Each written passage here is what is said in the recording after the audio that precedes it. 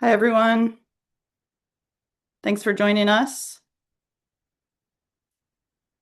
We're going to give folks a few more minutes, a minute or two to come on in, and then we'll go ahead and get started.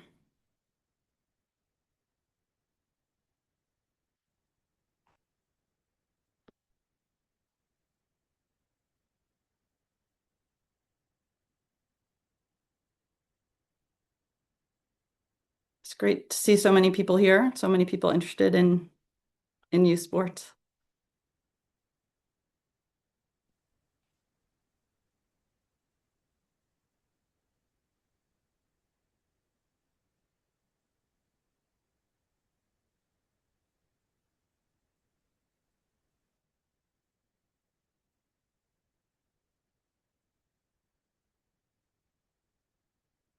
All right, we'll let the numbers tick up just a little bit more, and then we'll start in about 30 seconds or so.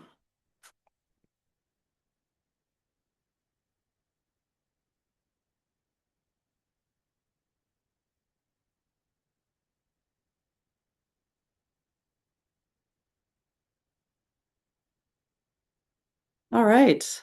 Hi, everyone. Thank you so much for being here. We're going to go ahead and get started. I know some people will still be coming in as we start here, but we want to stay on time best we can. I'm Julie McCleary. I'm a professor at the University of Washington, where I'm the co-director of the Center for Leadership in Athletics. I also help support the King County Play Equity Coalition, and I'm serving as the facilitator for this first in the coalition's webinar series on youth sports. So you'll note that this is a Zoom meeting format and not a webinar format. We're going to be trying to help you out by spotlighting the speaker, and hopefully you can see the speaker and the slides. Please stay muted. I think we're okay with cameras either on or off, but staying muted would be great. The chat is closed, but the Q&A is open. And we hope you will put your questions there, and we'll be taking questions for our panelists at the end of the panel discussion. So the King County Play Equity Coalition formed 6 years ago and originally focused on addressing access to sport, play, and outdoor recreation in King County. However, around the state and around the country, really, the issues related to youth sports are so similar. And we believe that all youth in Washington state should have access to the transformative benefits of sport. So that's really why we're here. The coalition hopes that we can use this webinar to engage in some collective thinking and conversations about how to address the common challenges across the state so that ultimately we can use sport as a space to support the holistic development and well-being of all young people. So I am excited to have some great guests here to talk about how we can help sport meet its potential as a game changer for all youth. So, as a reminder, this is the first in a series, and this time around, we're going to focus on some of the common challenges in youth sports. But next time, we're going to explore the tremendous possibilities in front of us if we meet these challenges and elevate sport so it can elevate all kids. So, our agenda today is that I'm going to give a 5-minute, really quick overview of what we know statewide. And then we'll hear from each of our guests, panelists, for 5 minutes each. We'll do a few moderator questions, and then we'll finish with the audience questions. All right, so let's get started. We've added a few more people, which is exciting to see. We're going to start by defining what we mean by youth sports. So we think of youth sports as organized sport, structured sport, serving youth ages 6 to 18. We divide that into school sport, which in Washington is overseen by the Washington Interscholastic Activities Association, and non-school sport, which happens in a range of settings outside of school. So parks and rec, after school programs, neighborhood leagues, travel and select programs. Here, for these webinars, we're focusing primarily on non-school sport. However, as we get into it, you'll note that it's really hard to separate the two for much of the conversation. So we wanted to start by sharing some of the numbers that we have about youth playing sport in our state. You'll see two sets of numbers here. One is regarding school sports, which last year, according to the National Federation of High School Sports, served about 170,000 youth in our state. And then the other number, the 53.2%, is inclusive of both school sport and non-school sport, right? So just over 50% of youth in our state play sports, which really helps set the stage here because it tells you how much benefit there could be for youth health and well-being if we thought of sport as a site of investment in holistic development and well-being. So as we move forward here, I think it's important to note that we don't have a lot of statewide data about youth sports. And that's actually like challenge number one that we're going to mention.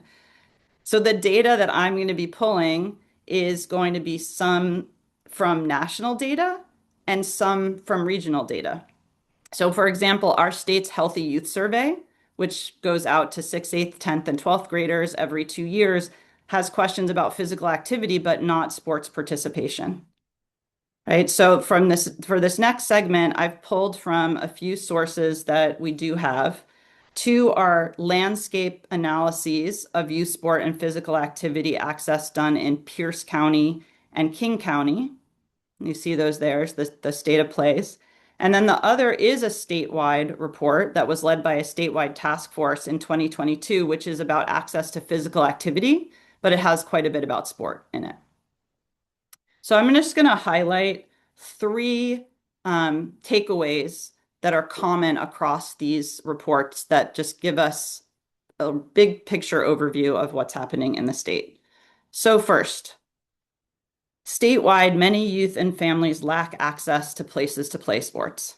So these quotes are taken from the reports, and they all tell the same story.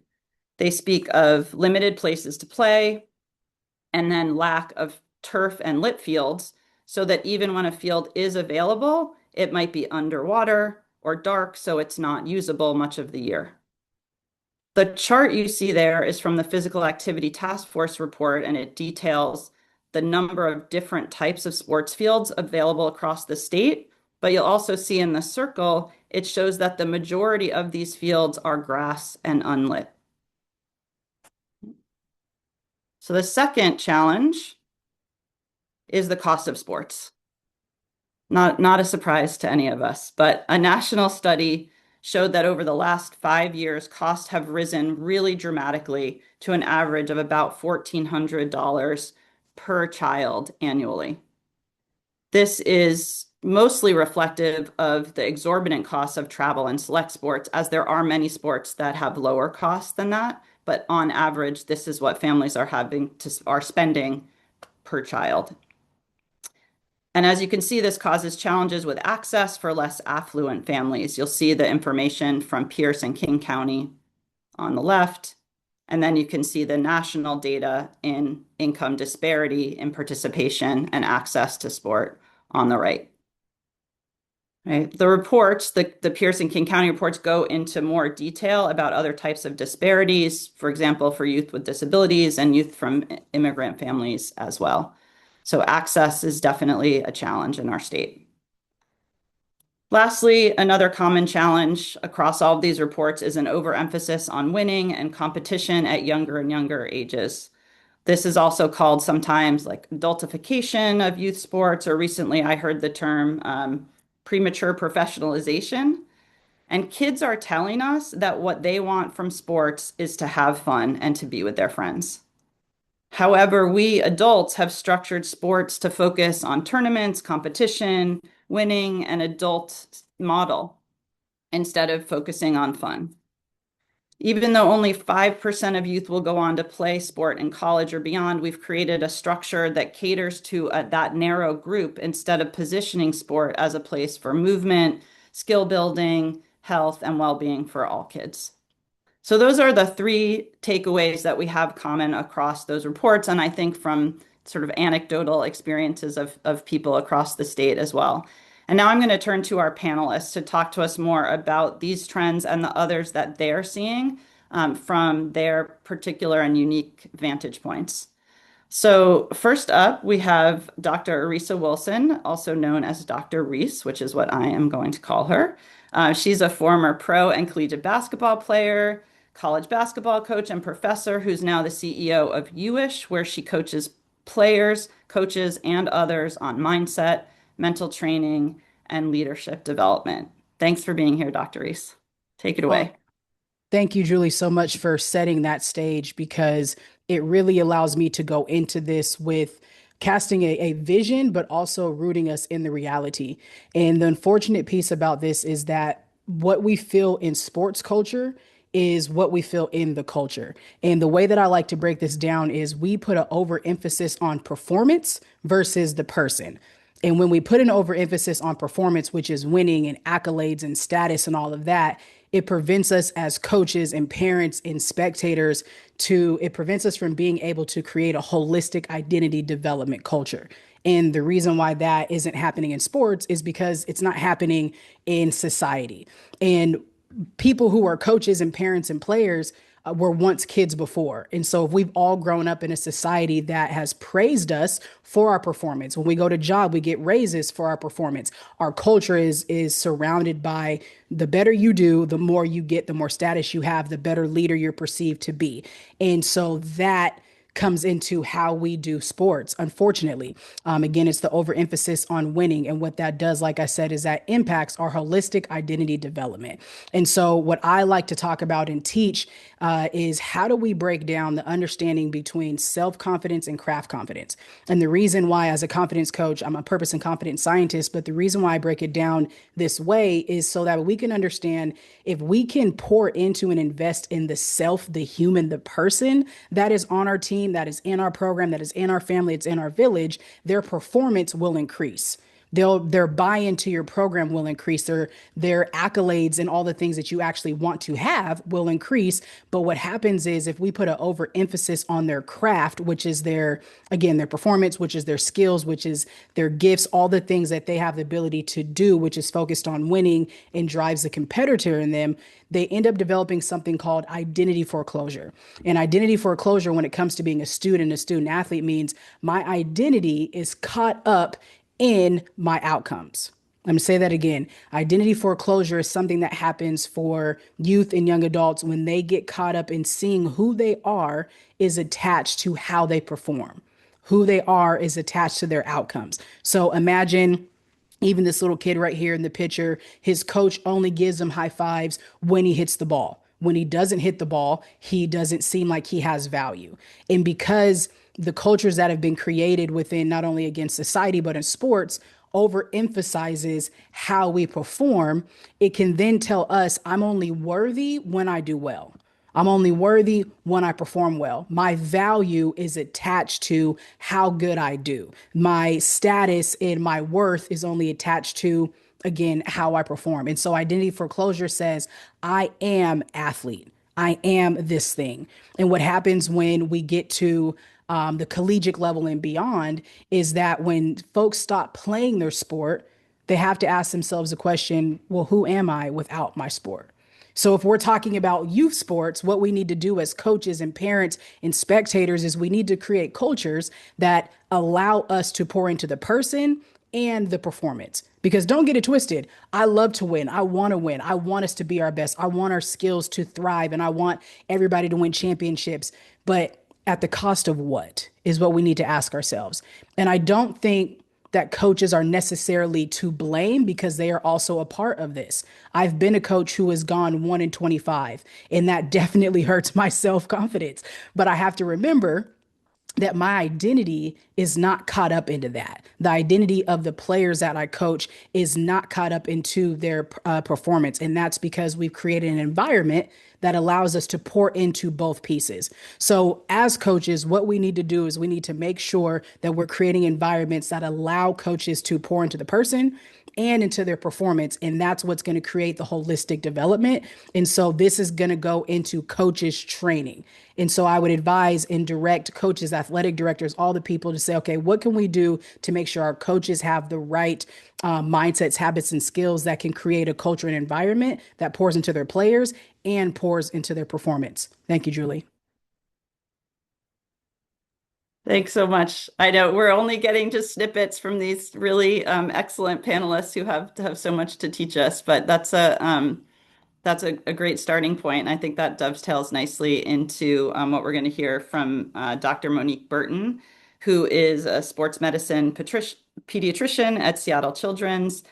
She's practicing primarily at Odessa Brown Children's Clinic right now, and she's also been on, she has many, many accolades, but she's also been the USA track and field team physician since 2005, including at 3 Olympic Games. So, Dr. Burton, take it Yeah, away. thank you. Yeah, thank you. And I really appreciate all that has been said already. And thank you to Dr. Reese for kind of leading me into what I'm going to share next. So I'm going to give you a perspective as a primary care sports medicine pediatrician. So my practice is seeing lots of different types of patients who may be very active at a high level, have goals of going on to performing and competing in college to professional, maybe Olympic level. And then I have people who are more interested in a recreational level. And then I also see patients who aren't active. And so just to kind of ground us all in the same place, and we talked about this a little bit, is that we know that we recommend about 60 minutes of moderate to vigorous physical activity every day.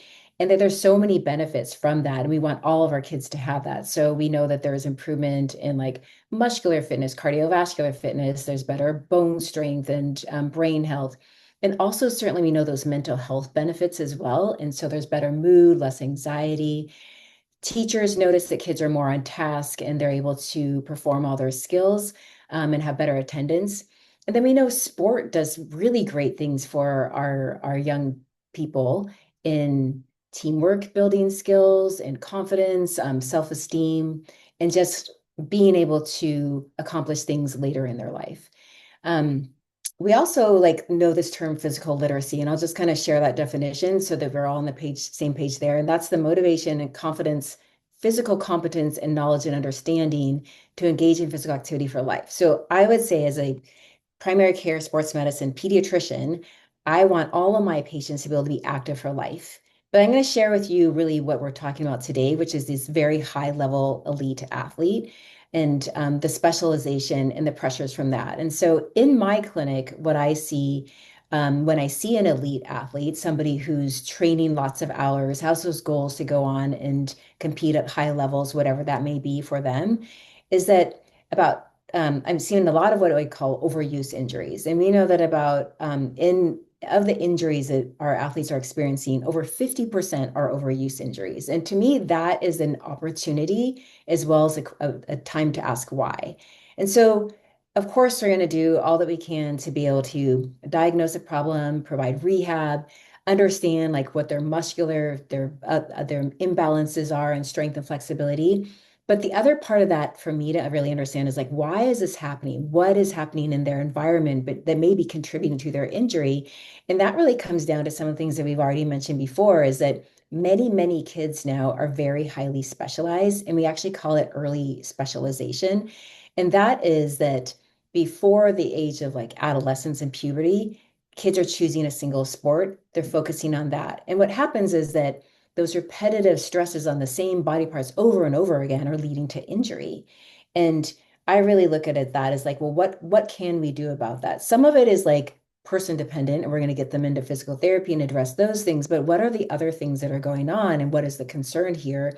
And that really is if we're putting kids into situations where they feel they must participate in something to be able to be successful, and that's pressure on themselves that they've put on themselves. That might be from family members, it might be just externally and from our society that you have to do this to be able to be successful. What is the risk that is happening there? We know that like some of our very elite athletes actually are successful because when they were younger, they were participating in lots of different activities. They didn't specialize until they were older and they got training in different body parts. They're able to use their different muscles. They didn't get burnt out. And so the risk of that early specialization is, are we setting up our kids to be in a situation where they experience injury, where they experience burnout? We see changes in their mood, things that are very similar to depression. And then what are the long-term consequences of utilizing those same body parts over and over again? And then also within that, what kind of instruction are they receiving? And is it appropriate for their age and their developmental level? Is it something that they are able to understand that is appropriate for their age of development? Is it bringing in all the things that they need to be able to take that information and to be able to perform? And is it the right number of hours for them to participate so that they are able to successfully be in their sport, have fun, do all the things that we want them to do, and minimize those risks of injury, overtraining, burnout, and the long-term effects? And so that's like a really significant group of the patients that I am seeing. And the flip side of that is that I also am seeing people who are not able to do those things, and they're not able to access activity because of barriers that are preventing them from that. And that's something that we can talk about a little bit more. And those pose a risk as well, right? So if you're not able to be active, then you're not able to enjoy the benefits that we talked about of physical activity. And that leads to other problems related to their health, is related to their mental health and their mood, and then also just self-esteem and how they're feeling and not being able to access all those benefits that we talked about as well. So I would say in an ideal world, are we able to find a place where everybody can be active for life at the level that is appropriate and interesting for them? Are we able to make sure that they have age appropriate instruction and coaching and training levels so that their body can be healthy in a long-term perspective? And then also really investigating those pressures that are leading to that early specialization and those risks that are that's putting on our young people and the consequences that may come as a result. Yeah, thank you. Thanks so much, Dr. Burton. I appreciate how you're both pointing out how these individual risks like identity foreclosure, overuse injury, or physical inactivity are really based on kind of the system that we've got. So thanks for sharing that. Um, Next up, we have Nori de la Peña, who works in public health and is the mother of three young athletes. And she's spent over 15 years supporting them across many sports, including wrestling, baseball, jiu-jitsu, soccer, volleyball, flag football, and track and field. That's a lot of sports. And she's going to talk to us about the parent perspective on all of this. Thanks, Nori. Thank you. Well, you've heard about the challenges that lie within this scope, and I'm going to talk about my perspective as a parent. I'll kick off by starting with some of the transportation challenges, since there's a lot of overlap with cost and location between parents' work schedules, location and distance to get to practice and games and whatever competitions, coordinating carpools, lack of public transportation to get from A to B. It really does become chaotic and creates barriers for families, especially when they lack the support. When it comes to costs, you've seen the numbers, Julie shared that. It is real. And some sports cost more than others, depending on the sport. Things just add up, from registration to field or gym access, the coaches, travel gear, and travel alone is a big expense. Extra offerings that sports teams might have is another additional cost, tournament costs, uniforms, you name it. Not to mention the level of play. We try to stay in recreation as long as possible. Recreation programs tend to be the least expensive, while club and select levels can easily double or even triple the cost.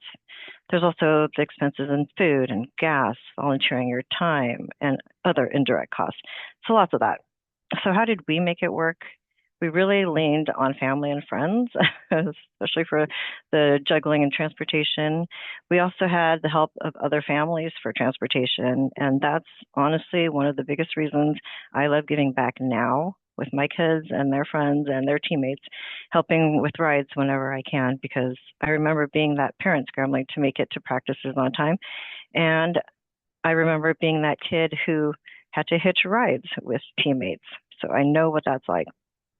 And coaches, you've heard about the challenges with coaches and some more training that needs to be done in that sphere. I've seen coaches who motivate with kindness. I've seen coaches who tear kids down. They have such a huge influence on young athletes. I've seen coaches getting kicked out of games, police being called for aggressive behavior against referees and other parents. Really, the way a coach communicates can make or break a child's confidence. We also need to get rid of the mentality where it's not okay to cry, especially in the world of wrestling. We hear that a lot. What are we teaching our young people? What are we modeling? Sports should build kids up. My 10-year-old daughter, Julie had mentioned that young people like to join their friends in these sports. Well, we played recreational basketball for years. My 10-year-old daughter wanted to move up a level because everybody else was moving up a level, and we're like, okay, we'll give it a shot. Well, as practices started, she would have these panic attacks, which I didn't know that they were panic attacks at the time. She just said she had a hard time breathing. So we took her into Seattle Children's, and they said, well, it sounds like performance anxiety. And that was so eye-opening. I've never experienced that before with my two sons. And so my daughter experiencing this was really hard on me. When the focus is only on winning, we lose sight of wellness, and that can really hurt a young person's mental health. Coaches need to learn ways of talking to kids that developmentally are appropriate, meaning a 10-year-old may not receive or respond like a 16-year-old. Knowing how and what to communicate is extremely important. And then the whole balancing act of family life and how sports really dictate your everyday, managing the logistics from planning out the entire day or weekend, packing snacks, more logistics, figuring out meals, shower times, bedtime, family trips that are all revolving around where the tournament location is going to be, having back-to-back practices, overlapping sports seasons, not to mention the homework hustle. There's just a lot. And you add that to, the overtraining and specialization, it really does take a toll on a family. I'd like to share what my son recently wrote. He is my now 21-year-old who wrestles at University of Pittsburgh, and he recently was in a tournament that kicked off the wrestling season. This is what he said. I learned yesterday that it truly is about the mindset and perspectives you bring and allow to come into your life. The world really is a reflection of yourself and your beliefs and values. If your world is all about wrestling and winning, then that's how you will perceive the world. You will only focus on wrestling and winning. But for me, life is more about this journey to inner excellence and being the best version of myself that I can be wherever I go. This is the journey that I've started, and it has helped me realize that outcomes don't matter. Although I don't like losing, I really gave it my all, sorry. But I didn't let the losses bother me like they usually have in the past. I think that is due to the mental framework and life focus that I have been working on. I know some guys were very upset that they lost yesterday, but in reality, I know that 5 years from now, they won't really care that they lost at the Clarion Open because it doesn't matter in the long run. And this is my son that's been wrestling since 6. So, over the years, he's just really worked on that mindset. And it's really at the heart of it all, the character building. Over time, you start to see what sports really give our kids. It's teamwork, camaraderie, leadership, responsibility, and the instinct to look out for others. They learn to fuel their bodies and take care of themselves. They learn discipline, humility, and grit. And as parents, we learn too. Patience, balance, perspective, and that sometimes the best win isn't the scoreboard. It's watching your child grow into the kind of person who shows up, tries hard, and cheers for others. Thank you. Thanks so much, Nori. Thanks for reading that excerpt. Also, I love how it fits so nicely with what Dr. Reese shared with us and how your whole story really wove together the struggles and the challenges, but also the tremendous possibilities that there are if we can support young people and help them not have their identities tied to their outcomes, but have it tied to the journey and the process. I really appreciate that. Yeah. Okay, next up we have John Snyder. Before I introduce John, and I'm hoping John is here. Yes, he is. He is Zoom user. Awesome. But before I introduce John, just want to mention again that we would like to take audience questions at the end. We have a few moderator questions, but please use the Q&A to put in your questions so that we can be prepared for them. And now we'll hear from John. John is currently the Director of Transportation and Sustainability for the City of Spokane.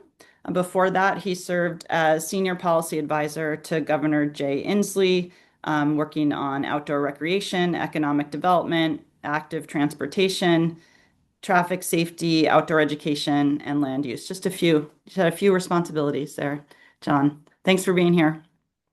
Hey, Julie, can you hear me okay? I'm not, I promise you, I'm not trying to show off by being outdoors. I just literally couldn't find anywhere indoors that was too loud. So can you hear me all right? Yes, we can hear you fine. Thanks for Okay, joining us. great.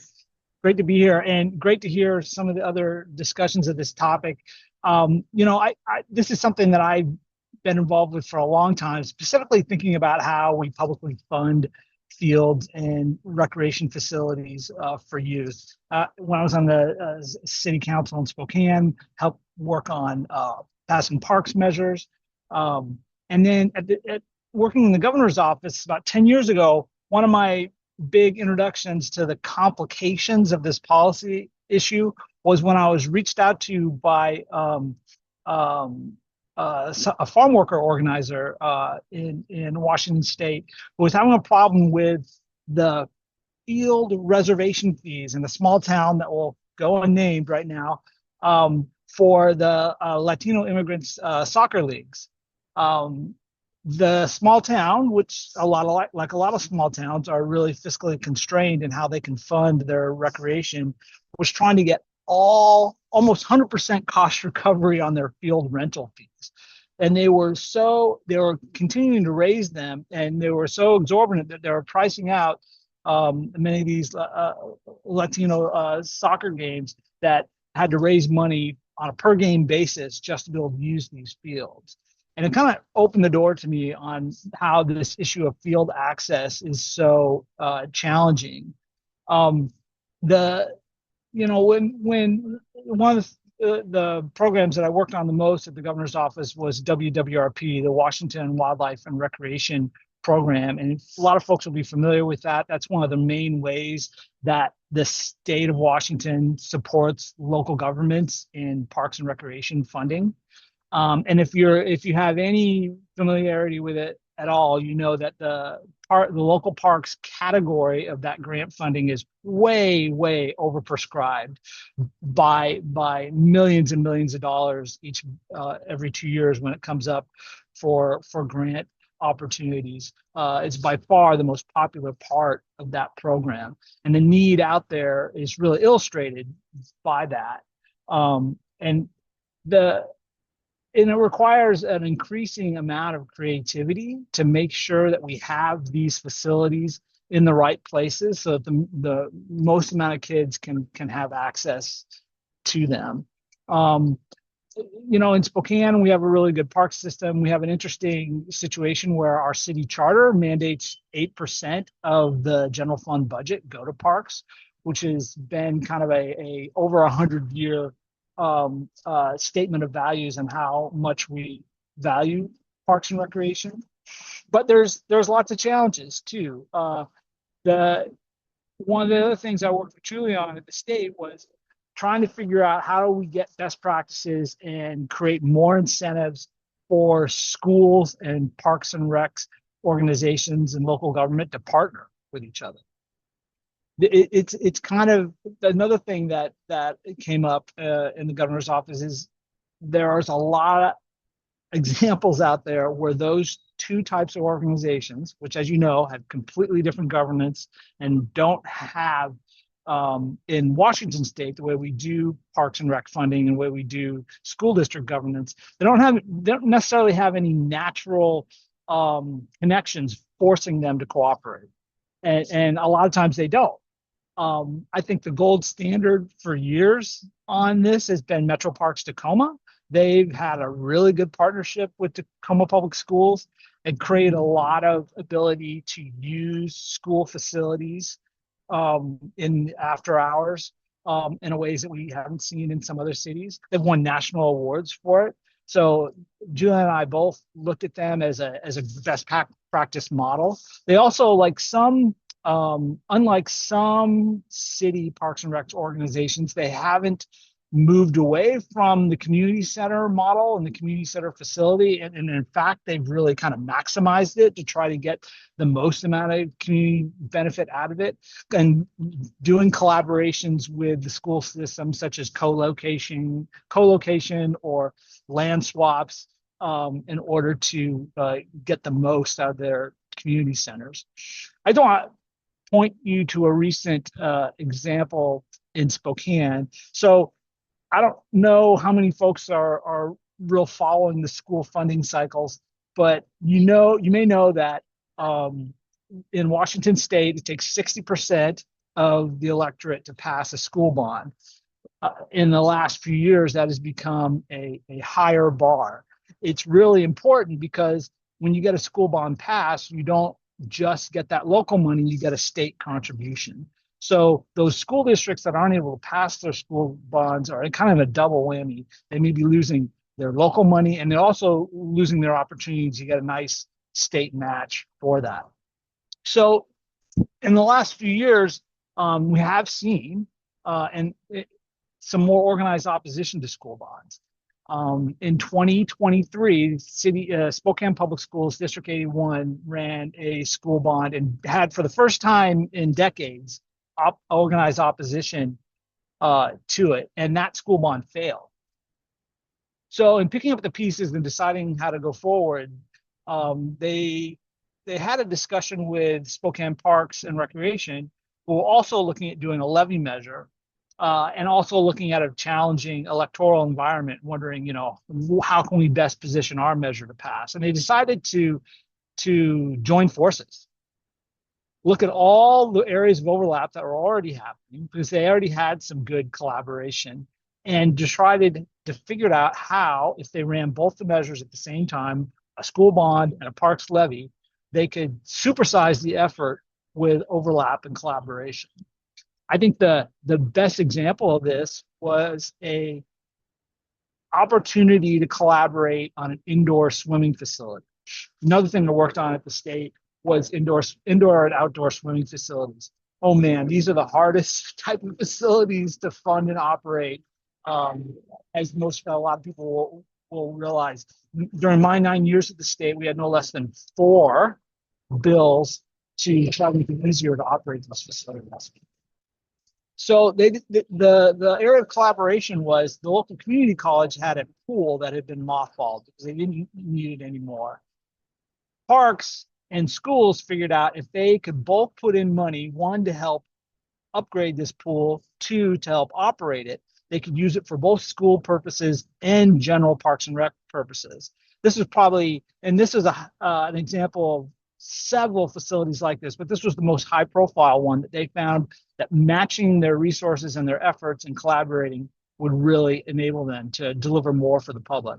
Well, I'm happy to report that measure, after failing in 2023, did pass just this last couple of weeks, which is really, it's a good example of how to collaborate to get more access for kids. But it's a increasingly challenging environment out there, which is going to force creativity on folks in order to make sure that we have the facilities that allow not just the elite athletes, but all kids to have opportunities. Yeah. Thanks so much, John. It's great to end on the note of the possibility when the community comes together to decide that creating space for opportunities for sports and physical activity is a priority. And also, hopefully next time we can talk more about Engage IRL, which Spokane is also investing in to get more kids active, which is another really exciting sort of initiative around the state, along with Tacoma's work Beyond the Bell. So we'll hear more about those next time. But I want to get to a few questions. I have a few questions for you all, and I think we are getting some in the Q&A as well from the audience, which is awesome. Just a reminder so that we can get through a few, just asking folks to take just like 2 minutes on the answers. So the first one is going to be for Dr. Burton and John. So Washington is a big state. We have urban areas, rural, suburban communities, and as we've just talked about, the issues are similar, but maybe there are kind of different flavors in different communities of the ways, we have challenges with access, for example. I'm wondering if you could just each talk about what you've seen, Monique, in your work in more urban areas with the Odessa Brown Clinic, and then John, what you've seen maybe in more rural areas. A little bit you shared that already, but let's just start, Monique, in terms of your work at your movement clinic. What are some of the challenges that you're seeing there? Yeah, I mean, I think some of them have come up, and especially when Nori was sharing about experiences as a parent. So years ago when Odessa Brown opened, I started a movement clinic, and it was really kind of because of my like very strong interest in physical literacy and being active for life. And I always struggled with physical literacy when I heard about it because I was like, well, that's great. We want people to be active for life, and we can motivational interview everybody, but how do we help kids who are reliant upon people getting them there? They need money to be able to participate, and they need to be able to be in safe spaces. And so started it really with an emphasis on trying to understand the barriers that get in the place of activity. And I've learned a lot over the years. And what I've found is that I would say, gosh, like anecdotally, over 95% of the people that I see as patients in my movement clinic who are the kids who are not active wanted to be active or were active, and there was something that got in the way of them being able to be active and led to them being inactive. So that, as Nori mentioned, like transportation is a huge thing. Getting to a place, they're young, so they have to have somebody usually take them to a place, or they need to be in a program with their school where they can use activity. And then even if there is activity at their school, how do they get home? Certainly time is a big issue. If they're reliant upon people to get them places, then they need to be able to have people who have time to get them to those places as well. And then finances, and that's a really big thing. And I would say in my clinic, I often help people sign up for scholarships, and they're very from being pretty simple and like where you don't have to necessarily put in a ton of information to being super complex where you're turning in like tax forms and all these things to get a scholarship. And the scholarship that they get may be great, but it's not great enough that they can actually participate. And then they still have to get there, and they still have to have the time. And so, unfortunately, what I see often is that no matter how much we can kind of identify what the barriers are, trying to overcome them is really challenging. And then, unfortunately, a lot of the kids who are in this situation have gotten to be overweight. And that overweight has led to really unfortunate things like bullying and lack of self-confidence and self-esteem. And so then they become even more and more sheltered in their world and are starting to experience like negative health impacts. And then they're not benefiting from all the things that we know physical activity brings. So it's really, I think, a super complex issue, and many people need to be involved of how do we help the kids to be able to overcome these barriers in really realistic ways for families, so that everybody has the benefits from physical activity. Thanks so much, Monique. John, how about in rural communities? You mentioned, I think, passing bonds and levies is definitely one. At the beginning, I talked about lack of fields and lack of turf fields. What we see access wise, or have you seen in rural communities?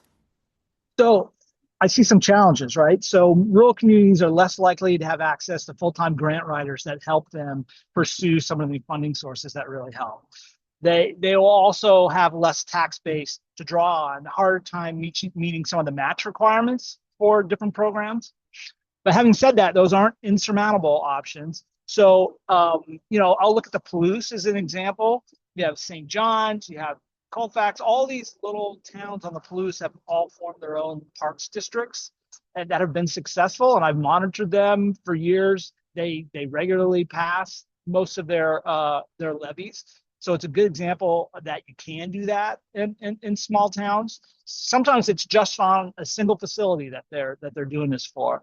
And then you can take advantage of the state grant programs to do some pretty cool things. So the Winthrop Ice Rink is one that's already held up there. It's a great facility. It's a rural facility, and really unique. Another one that I always like to point people to is the Wilkerson Bacon and Egg Skate Park, which is totally unique. There's nothing like it really on the West Coast, and it's not just a youth activity thing. It's also a tourist attraction.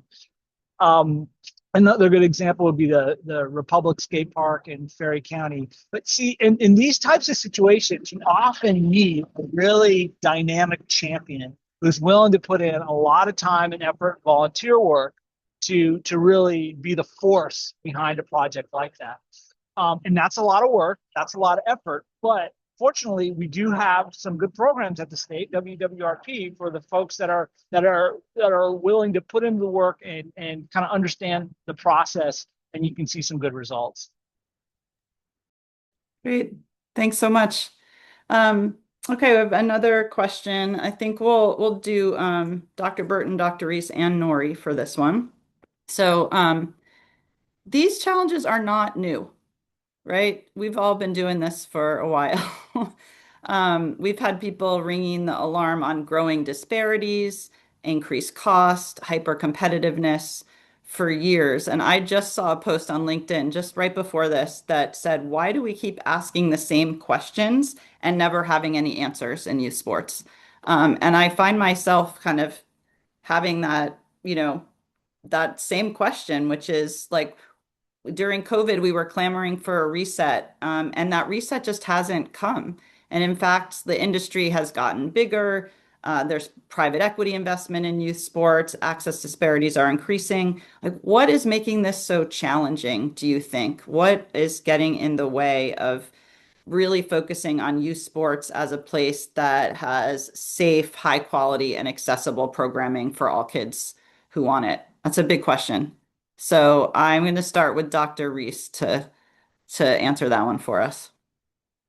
My short, quick answer is going to be everything goes back to money. But the answer beyond that is going to go to we just have to value everybody's humanity more. And when we value our own humanity from, like I like to say, as a constructive selfishness space, when I invest in who I am holistically as a person beyond my performance, then it allows me to give that back out to other people. I think one of the biggest complaints that I hear is, and I'm sure you all hear this as well, is you can't pour from an empty cup. But as leaders, if we're not doing the things to invest in our cup, we can't model that for our youth as well, which then impacts how we do what we do.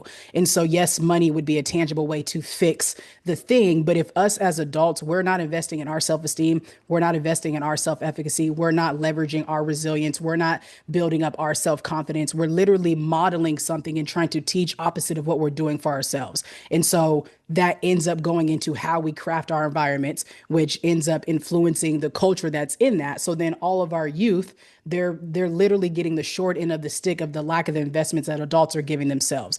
And it's not their fault. But then that is going to continue to create a cycle that makes youth grow up and saying, well, if I want to have whatever it may be, XYZ, whether it's funds and status and income and have a job because I need to pay because I don't want to be that kid who is suffering from all the things that Dr. Burton mentioned earlier, then that means I have to go to money. And we start to prioritize, again, our craft confidence and what that can get us versus what investing in ourselves first can get us. So my long answer is we have to, as adults, start investing in our holistic development because that models that for our youth, which then shows them this is the way that you go about developing your whole self, which allows you to maximize your gifts and your skills and your talents. So that way you get everything it is that you desire to live. And in my words, live your confident life. But if we don't do that as adults, then why would our kids think that's the way to go?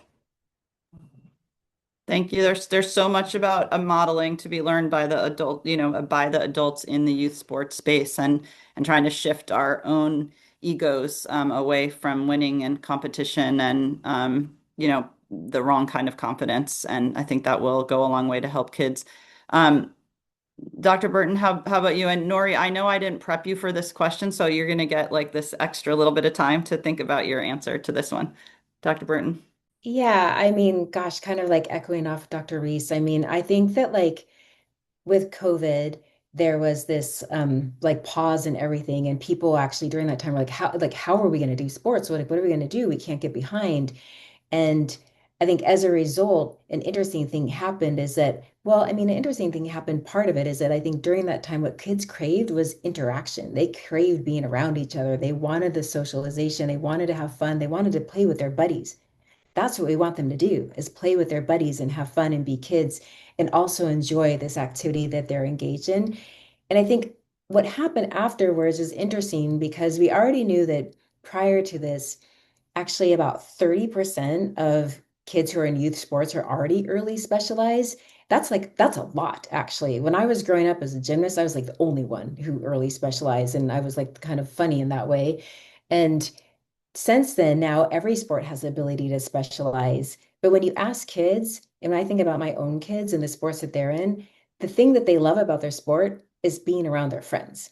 And being around their friends provides really important skills also as a kid when you're growing up. It's social interactions, it's team building, it's learning to navigate challenges, all of those things that every kid should be able to be involved in.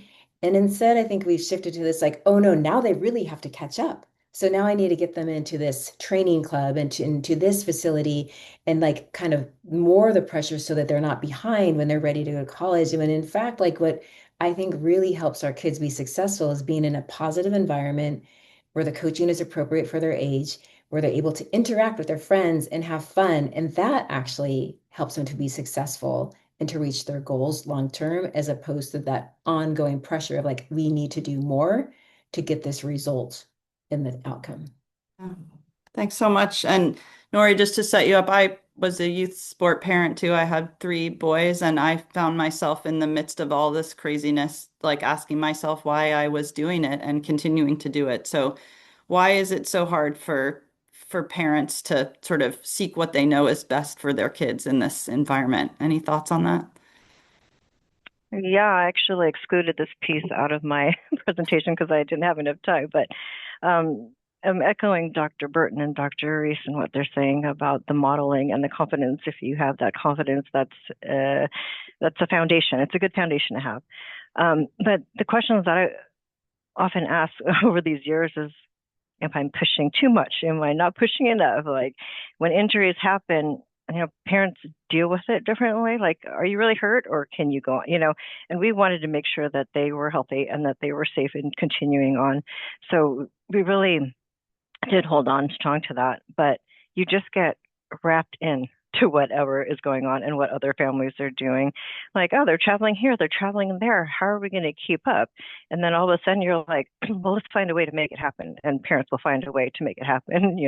That's how important it is. And if the kid is like showing, what Dr. Reese is saying is that craft, like, oh, there's something really special going on. And, automatically our brains are like, oh, perhaps they can think about, so long term, maybe they can get a scholarship. So in the back of our minds, that's kind of what we're thinking. And in reality, as you've heard today, the chances of that happening are very slim. But really, if we can get back to building that young person up, making sure that they have the foundation, the simple, well, it's not simple, it's very complicated, but the kindness, the responsibility, the compassion, the taking care of themselves, and it's just building up that confidence. And that will carry them on long term. Yeah. And there's also organizations out there, there's national recruiting organizations that are already talking to parents when they're in junior high. I'm like, wow, we didn't even know about that until my son was a junior, and then people are tapping into that at when their kids are in seventh grade. Yeah, there's a whole, we're not going to get to this question, but there's a whole industry out there that's sort of preying on sort of parental desire to get that college scholarship. And as we said, only 5% of kids are going to go on to play sport in college. And something like just over 50% of families think that they're going to do that. So we've got a real mismatch. And if we want to support kids well, we have to really expand our thinking on what youth sports looks like. So we're going to move to some really good questions in the Q&A.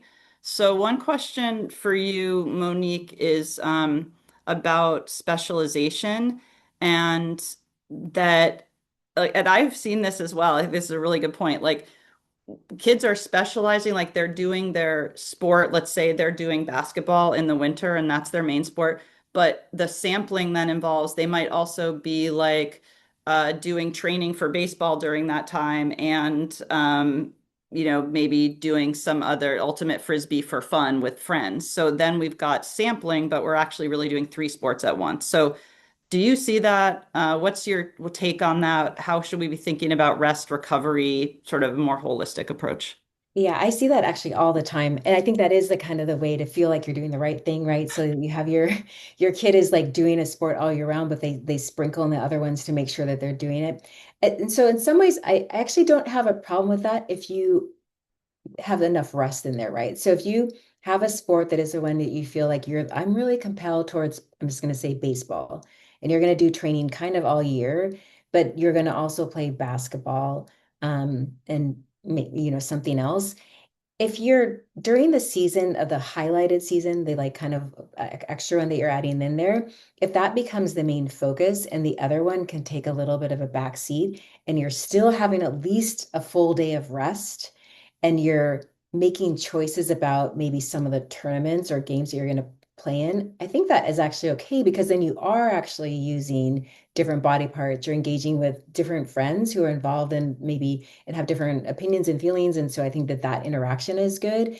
But I think the key really is that like you can't then practice like multiple teams a day and then also never have a break. That's risky because then you're just never getting time for recovery. It's really hard to get enough food, enough sleep, and have enough time to do your work.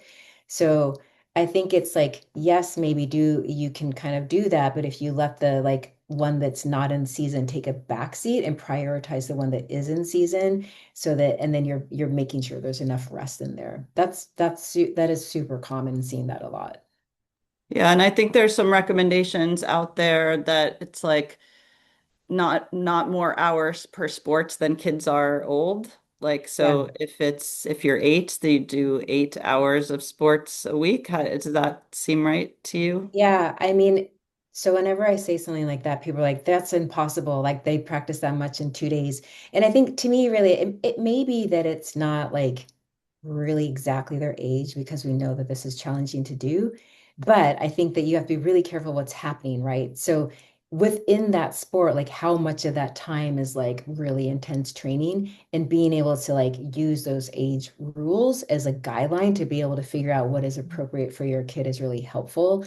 And I also think it's really important to like look at what instruction's happening. If they're coming out and like everyone in that area is like injured with the same thing, then that's an opportunity to say like, why does every kid on the team have the same knee pain or whatever? Like, how do we adjust that?